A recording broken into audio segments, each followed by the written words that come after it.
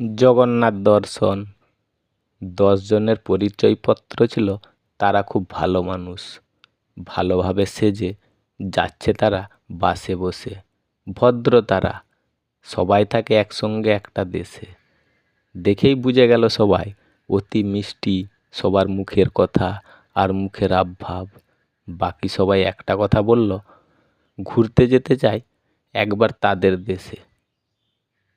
সেই 10 জনের সামনে যখন কন্ডাক্টর ভাড়া নেওয়ার জন্য আসে, তাদের মধ্যে যে জানলার সামনে ছিল বসে একটা কথা বলল, সব টাকা দিয়ে দিবার পর তারা উঠেছিল বাসে।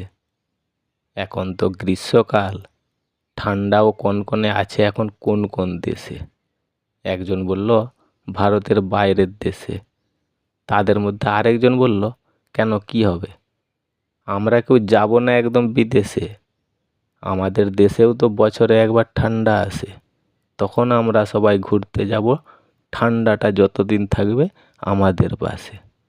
প্রত্যেক বছর সেই 10 জন ঘুরতে যায় যখন ঠান্ডা আসে। বাস স্ট্যান্ডে বাস দাঁড়াতেই একটা মেয়ে উঠল বাসে।